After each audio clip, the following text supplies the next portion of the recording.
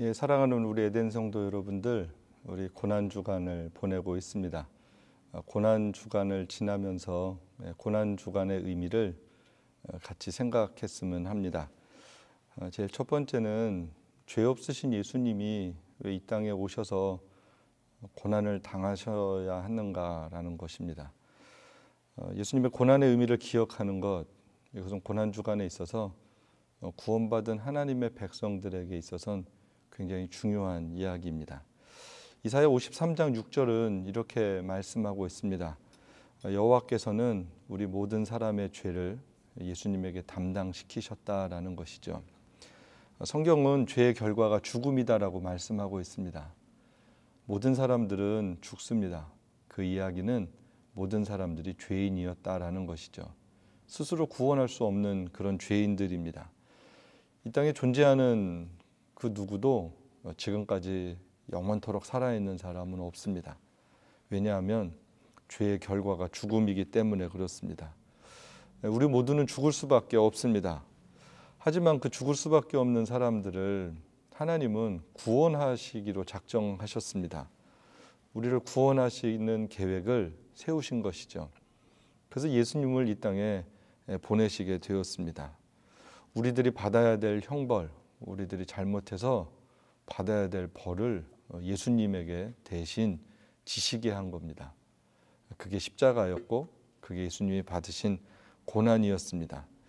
그래서 우리는 이 고난 주간을 지나면서 이 예수님이 받으신 고난의 의미를 생각하면서 내가 받을 고난이었구나, 내가 받아야 되는 죽음이었구나, 이것을 기억해야 하는 것입니다.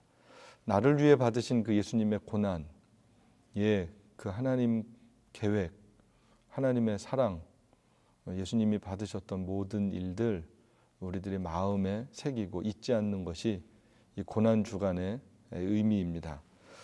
그리고 우리가 고난 주간에 또 하나 생각해야 될 것은 이 하나님의 사랑입니다. 예수님을 보내신 하나님의 사랑에 감사해야 합니다. 하나밖에 없는 독생자 예수를 우리의 죄를 담당하시기 위하여서 보내신 그 하나님의 사랑입니다. 신약성경 에베소서 2장 4절 5절은 이렇게 말씀하고 있습니다.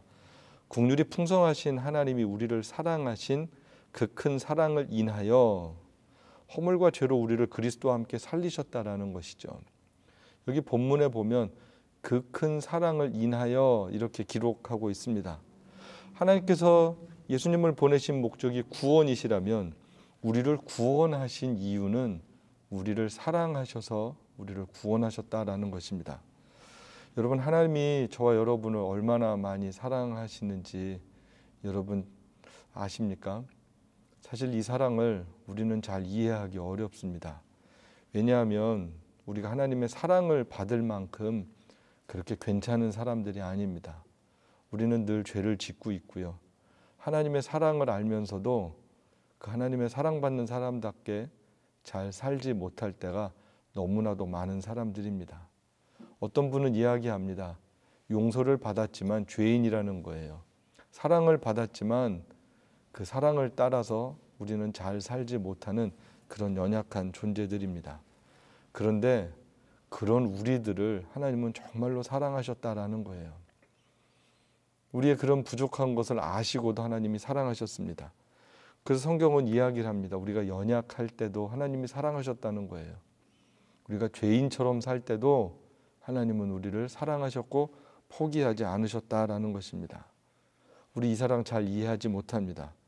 이런 나를 사랑하신다고 우리 잘 실감 못합니다. 우리는 매 주일 참회의 기도를 합니다. 그런데 놀라운 것은 그리고 또 금방 죄를 질 때가 참 많습니다. 사랑하라고 하는데 사랑하지 못하고 용서하라고 하는데 용서하지 못합니다. 미워하면 안 되는 거 알지만 우리 미워하고 살 때 많습니다. 겸손해야 되는데 겸손하지 않습니다. 우리가 몰라서 못하는 거 아니라 그게 잘 안 되는 죄인으로 태어났습니다. 그런 것을 너무 잘 아시는 하나님은 그래도 우리를 사랑하시는 거예요. 포기하지 않으신다라는 거예요. 놀라운 것은 하나님의 사랑에는 포기가 없다라는 것입니다. 그리고 그 사랑이 영원하다라는 거예요. 예레미야 31장 3절은 이렇게 말씀합니다. 내가 영원한 사랑으로 너를 사랑하기에 인자함으로 너를 이끌었다라는 거예요. 하나님이 우리를 사랑하실 때 영원한 사랑, 변하지 않는 사랑입니다. 멈추지 않는 사랑입니다. 그 사랑으로 사랑하셨다라는 겁니다. 그래서 먼저 사랑하셨으니까 인자함으로 이끄시는 거예요. 늘 용서하시는 거예요. 예, 하나님은 늘 우리를 바라보고 계시고 우리를 사랑하고 계시고 용서할 마음을 늘 가지고 계십니다. 용서하고 사랑하기로 작정하시고 우리를 바라보고 계신 거예요. 그 사랑을 잊지 말아야 합니다. 고난주간에 그리스도의 고난을 기억하면서 또한 하나님의 사랑을 잊지 말아야 합니다.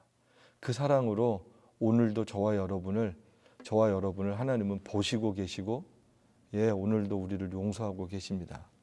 그래서 찬송 시인은 이런 고백을 했습니다. 나 같은 죄인 살리신 그 은혜가 너무 놀랍다는 것이죠. 그렇습니다. 그 은혜가 너무 놀랍습니다. 그래서 그 주님의 사랑 때문에 우리는 잃어버렸던 생명을 찾았습니다. 영원히 죽을 수밖에 없는 사람들이 죽지 않게 되었고요. 어두움에 살 수밖에 없었던 사람들이 큰 빛을 얻었습니다. 이제는 그 빛의 비추임을 받기 때문에 더 이상 어두움에 살지 않게 되었습니다. 그리고 그 은혜가 커서 이제는 그 시간이 너무너무 귀한 거예요. 주님과 교제하는 시간이 귀하고요. 주님 안에서 살아가는 우리의 삶이 너무 소중해졌습니다.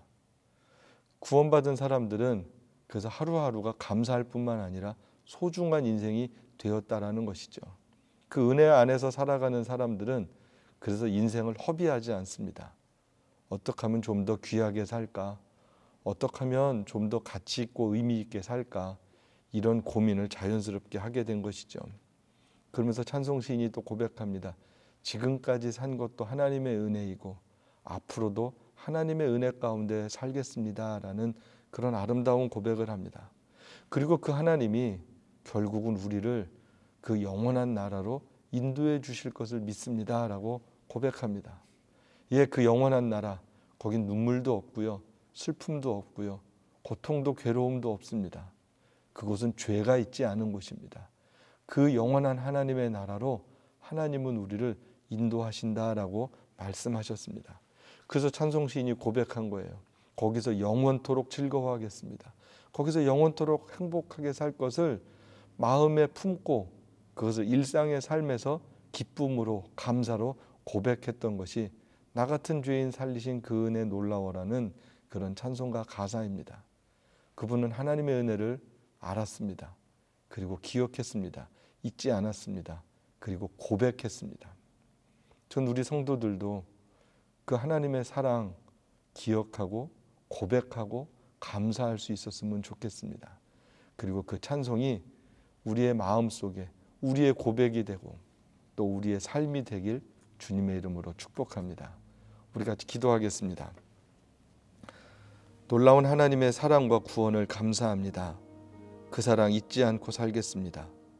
이제 우리도 하나님을 사랑하면서 살 수 있는 용기와 힘을 주십시오.